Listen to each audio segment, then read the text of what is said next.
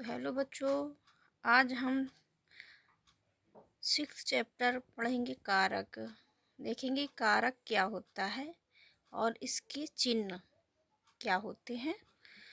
तो कारक क्या होता है? कारक वाक्य की वह इकाई है जिसके द्वारा संज्ञा अथवा सर्वनाम का अन्य शब्दों से संबंध जोड़ा जाता है, उसे ही हम कारक कहते हैं। कारक का मतलब ही होता है कि वाक्य के शब्दों के संबंध को जोड़ना। और विभक्ति क्या होती? कारक को स्पष्ट करने के लिए संज्ञा अथवा सर्वनाम के साथ जो चिन्ह लगाए जाते हैं वे ही विभक्ति या परसर्ग कहलाते हैं। इसमें जैसे आप देख सकते हैं कि अध्यापिका ने छात्राओं को पुस्तक से पाठ पढ़ाया। तो अध्यापिका ने हमारा क्या हो गया? प्रथमा विभक्ति। अध्यापिका के द्वारा कार्य हो रहा, ने विभक्ति प्रथमा विभक्ति का चिन्ह है। छात्राओं को हमारा द्वितीय विभक्ति कर्म में यूज होता है। पुस्तक से हमारा जिसके द्वारा कार्य होता है, पुस्तक से, ये हमारा तृतीय विभक्ति करण कारक का प्रयोग हुआ है। तो अध्यापिका ने छात्राओं को पुस्तक से पाठ पढ़ाया। तो बच्चों, कारक के हिंदी में कारक के 8 भेद होते हैं, हम उनके भेद देखेंगे। हिंदी में कारक 8 प्रकार के होते हैं तथा सभी के निश्चित चिन्ह होते हैं। कर्ता कारक विभक्ति चिन्ह हम देखेंगे।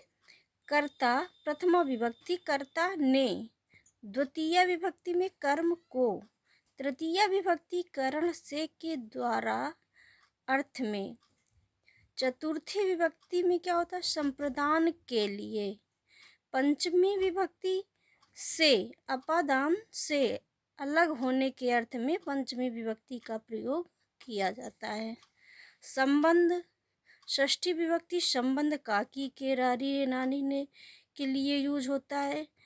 सप्तमी अधिकरण में पर संबोधन हे अरे आदि के में प्रयोग होता है। तो हम देखेंगे इसके कुछ उदाहरण द्वारा कारक चिन्हों का प्रयोग देखेंगे। हे वत्स, हनुमान ने रावण की लंका में जाकर श्री राम के लिए वानरों के द्वारा माता सीता को कैद से मुक्त कराया। तो इसमें प्रथमा विभक्ति हनुमान ने, तो यहाँ क्या हुआ? प्रथमा विभक्ति का प्रयोग हुआ है। ने हमारा प्रथमा विभक्ति का चिन्ह है। द्वितीय विभक्ति में कर्म सीता, माता सीता को, तो यहाँ द्वितीय विभक्ति का प्रयोग हुआ है, सीता को। तृतीय विभक्ति वानरों के द्वारा, जिसके द्वारा कार्य की होता है वो तृतीय विभक्ति का प्रयोग करते हैं। चतुर्थी विभक्ति संप्रदान के लिए, जिसके लिए काम किया जाता है, जैसे कि इसमें श्री राम के लिए, तो यहाँ पे चतुर्थी विभक्ति संप्रदान कारक का प्रयोग हुआ है। पंचमी विभक्ति में अपादान कैद से, जब किसी को अलग करते हैं तो पंचमी विभक्ति अपादान कारक का प्रयोग करते हैं अलगाव के रूप में।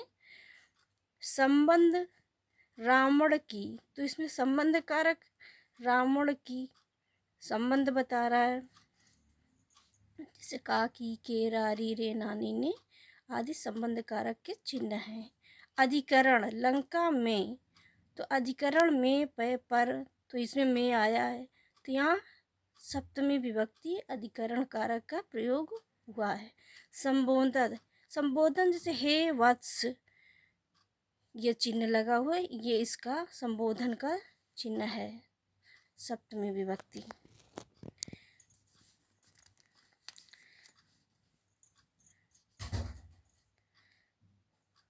संबोधन षष्ठी विभक्ति हे वत्स। अब हम देखेंगे प्रथम कर्ता विभक्ति। जिस संज्ञा या सर्वनाम शब्द से क्रिया के करने वाले का बोध होता है वह कर्ता कारक कहलाता है। जैसे श्याम ने बांसुरी बजाई, तो यहाँ काम क्या हो रहा है, प्रथमा विभक्ति ने का प्रयोग हुआ है। श्याम ने, जिसके द्वारा काम हो रहा है, श्याम ने बांसुरी बजाई, तो यहाँ प्रथमा विभक्ति का प्रयोग हुआ है ने कारक का। सुरेश ने साइकिल चलाई। प्रायः वर्तमान और भविष्यत काल के वाक्य में कर्ता के साथ ने विभक्ति का प्रयोग नहीं होता है। जैसे सागर घूम रहा है, तो जो बताए जो वर्तमान काल और भविष्यत काल के वाक्य में कर्ता के साथ विभक्ति का प्रयोग नहीं किया जाता है। जैसे कि हम स्कूल जाएंगे। अब हम देखेंगे कर्म कारक। जिस संज्ञा शब्द पर क्रिया के कार्य का फल पड़ता है वह कर्म कारक कहलाता है। जैसे कृष्ण ने राक्षस को मार गिराया, तो यहाँ पे द्वितीय विभक्ति का प्रयोग हुआ है। को हमारा द्वितीय विभक्ति कर्म कारक का चिन्ह है। जैसे गुरु जी छात्रों को पढ़ाते हैं, तो यहाँ पे को आया है, तो ये हमारा द्वितीय विभक्ति कर्म कारक का चिन्ह है।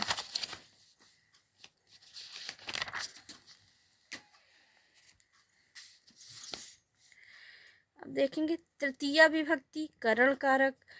तो कर्ता जिस साधन व्यक्ति अथवा वस्तु द्वारा क्रिया करता है करण कारक कहलाता है। जैसे मैं कलम से लिखती हूँ, जिसके द्वारा कार्य होता है, जिस साधन के द्वारा, तो मैं कलम से लिखती हूँ, तो वहाँ तृतीया विभक्ति करण कारक का प्रयोग होता है। जैसे बच्चा खिलौनों के द्वारा खेलता है।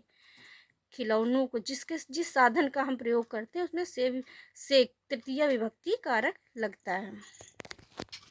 जैसे कि संप्रदान, चतुर्थी विभक्ति में का संप्रदान, जिसके लिए कोई कार्य किया जाता है उसे संप्रदान कारक कहते हैं। जैसे छात्र पढ़ने के लिए विद्यालय जाते हैं, के लिए, ये चतुर्थी विभक्ति संप्रदान का प्रयोग हुआ है। चंद्रशेखर आजाद ने देश के लिए प्राण न्यौछावर कर दिए, तो इसमें जिसके लिए कार्य किया जाता है वहाँ पे संप्रदान कारक का प्रयोग होता है।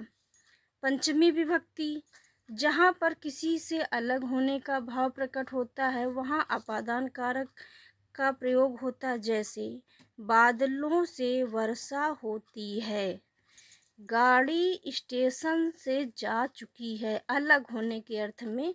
जैसे पेड़ से पत्ते गिरते हैं, ऐसे ऐसे अलग होने के, जो चीज़ उस चीज़ से अलग होती है तो वहाँ पंचमी विभक्ति अपादान कारक का प्रयोग होता है।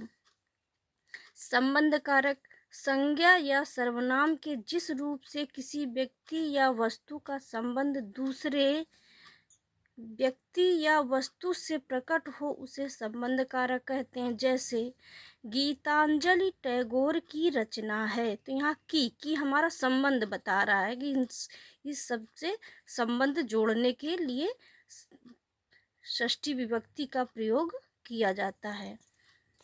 घड़े का जल शीतल होता है, तो का जिससे संबंध कारक के चिन्ह होते का, की, के, रा, री, रे, नानी, ने, तो ये हमारा संबंध के बताने के रूप में प्रयोग होता है, बताने के लिए। अब सप्तमी अधिकरण कारक में जो संज्ञा या सर्वनाम के जिस रूप से क्रिया के आधार अथवा स्थान का ज्ञान हो उसे अधिकरण कारक कहते हैं। जैसे छत पर कपड़े सूख रहे हैं, तो में पय पर अधिकरण के कारक के चिन्ह हैं। फल फ्रिज में रख दो, तो हमारा ये में जो शब्द आया है इसमें ये सप्तमी विभक्ति अधिकरण कारक का चिन्ह है। संबोधन, षष्ठी विभक्ति संबोधन, संज्ञा या सर्वनाम के जिस रूप से किसी को संबोधित करने का बोध होता है उसे संबोधन कारक कहते हैं। जैसे अरे सोनू कहाँ जा रहा है, तो अरे ये जो चिन्ह लगा है, ये चिन्ह हमारी विभक्ति जो है ये षष्ठी विभक्ति का है, संबोधन कारक का। वाह तुमने कमाल कर दिया, तो ये हमारे हो गए कारक। अब इसकी हम कुछ, तो हेलो बच्चों, हमारा चैप्टर ख़त्म हुआ। अब हम उसकी एक्सरसाइज को पूरा करेंगे। तो देखेंगे जैसे में पर किसके चिन्ह हैं, तो में पर किसके, अधिकरण, अधिकरण के चिन्ह हैं। करण कारक का चिन्ह है से के द्वारा, तो ये से। अब देखेंगे हिंदी में कारक के कितने भेद होते हैं, तो हिंदी में कारक के 8 भेद होते हैं। अलग होने को प्रकट करने के लिए किस कारक का प्रयोग होता है, तो पंचमी विभक्ति अपादान का कारक का प्रयोग होता है। कर्ता जिस साधन व्यक्ति अथवा वस्तु द्वारा क्रिया करता वह कहलाता है अधिकरण, अधिकरण कारक। जिस संज्ञा शब्द पर क्रिया के कार्य का फल पड़ता है उसके साथ कौन से कारक चिन्ह का प्रयोग होता है, तो कर्म कारक का प्रयोग होता है। तो बच्चों हमारा वीडियो आपको कैसा लगा, अगर अच्छा लगा हो तो लाइक करना और हमारे चैनल को सब्सक्राइब करें। Thank you.